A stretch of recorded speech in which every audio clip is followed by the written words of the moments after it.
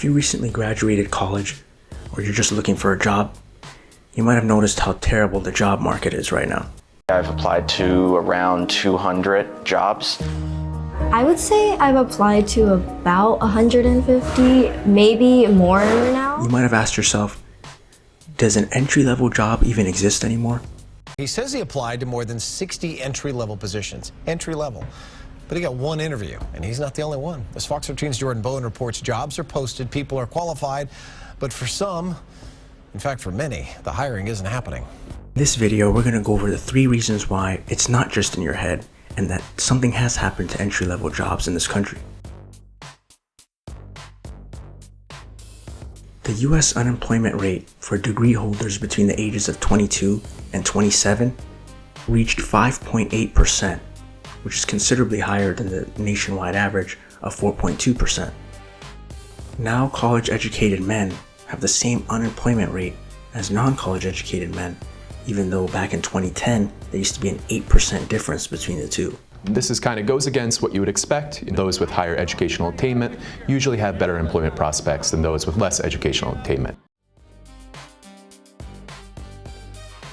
Now that generative AI is being used by companies, it has lowered the need for an entry-level employee to handle the mundane tasks in a given day. The unemployment rate for new college grads has recently surged, and some economists say businesses are now replacing entry-level jobs with artificial intelligence. For example, things like document review, emails, inbox management, research, all those tasks that you normally assign to an intern or a new hire can be done using generative AI. Martin's team believes companies are eliminating formative entry-level jobs, the work handed over to artificial intelligence. Tech companies are leading the way. AI is permeating every aspect of our lives. It seems like this technology has given companies the opportunity to avoid hiring new hires just to handle those mundane tasks.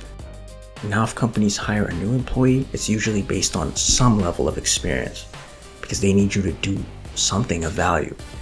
You can't do the basic tasks that they used to assign before, since they have an enterprise AI that can do that for them. AI has the potential to either augment or maybe totally replace jobs that are physically or cognitively repetitive. These jobs are not only done by entry people. There are certain people who do repetitive things for all of their life. Those jobs are in jeopardy. So now the issue is, since people can't get hired to do these mundane tasks, they can't get inside the door and they can't get the training required to go up in the company and eventually rise to the point where they do have some experience. I would often be what I would consider ghosted by employers. Wouldn't get any feedback at all, not even a rejection, just nothing. I must have started applying for jobs in April, and I've sent 85 job applications since. It's been really difficult. When I wasn't getting any feedback from my applications, was really dejected. It made me feel like I was unqualified for any job in journalism, like maybe I wasn't good enough. And this situation is just going to keep getting worse. As AI continues to advance, it's just going to increase its abilities. And the more mundane tasks that it can do, the less need you have for an entry-level employee. And then eventually, it'll move on from the mundane tasks to the actual tasks that require some level of expertise. And at that point, it's just going to shrink the space for actual human employees. Eventually, these AI tools will come after the more experienced employees. But now, in the first wave, it's entry-level employees that are being hit.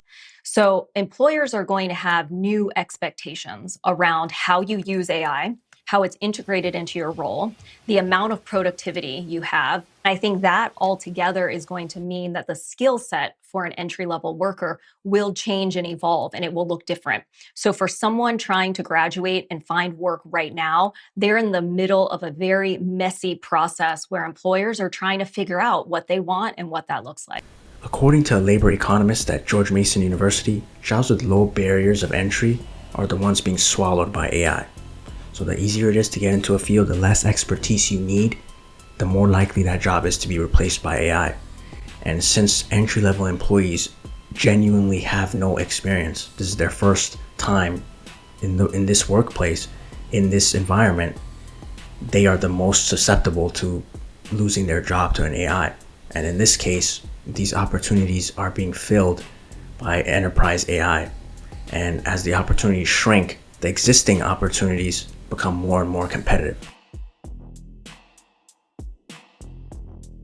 And that takes us to the second main issue, which is experienced applicants applying for entry-level positions. As the job market shrinks and it becomes more competitive, you have experienced people who were recently laid off, or they're just looking for work. Maybe they're changing their position, or maybe they're just leaving a government job. There was a lot of layoffs in that area as well.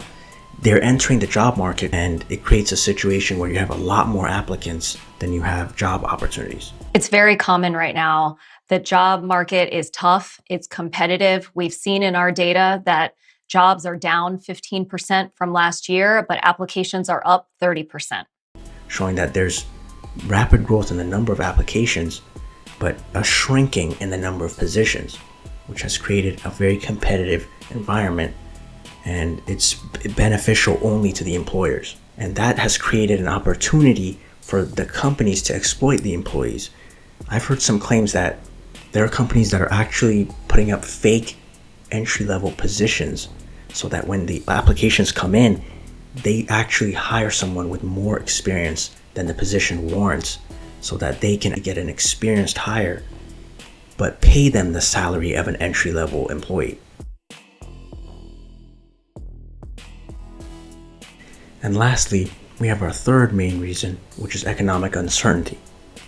With the recent tariffs and inflation issues and interest rates that are just not coming down, it has created a situation where companies are reluctant to hire new positions, but they're also reluctant to fire their existing positions. So it's created a slow to hire, slow to fire job market.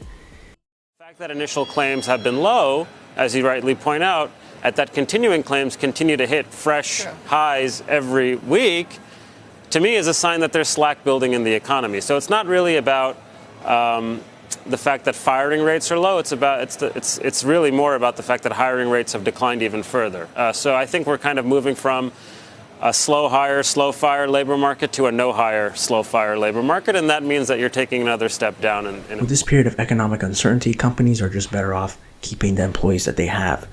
They don't want to fire them in case there's another labor shortage. And they don't want to hire new employees in case they have to cut down on costs, and they're just taking the safer option of keeping their existing staff. So in conclusion, these 3 points have combined to create a perfect storm that just makes entry-level jobs incredibly hard to get right now. So number one, you have the generative AI replacements that are taking over the mundane tasks. Then you have the experienced employees that are applying for the entry-level positions. And then number 3, you have the economic uncertainty that's limiting these positions further. And college graduates are entering one of the most difficult job markets. What's your advice for the members of the class of 25 who are still out there looking for their first jobs? Well, I think first, you have to find a support group, a support network that's going to keep you positive through the process. It is tough, it is competitive, it is easy to feel rejected and dejected as you go through this process. That can be your family, that can be your friends, it could be your coaches, it could be your peers, doesn't matter who. You just need to find someone. I think the second piece is think about how you can upskill. So you have your degree, fantastic. Are there other skills that you need to pair with that right now? And take the advantage of all the online resources and all the free resources that are available to you and find ways to upskill yourself in the downtime while you are looking for a job. There's only one thing: be a learn-it-all. Become really fluent in AI and the tools, and become really fluent in yourself, your story of self professionally. What are the skills that you have that you want to hone that the world needs? What's the curiosity that's going to drive expertise, that's going to increase the value of the work you do? Just be curious and you're going to be okay.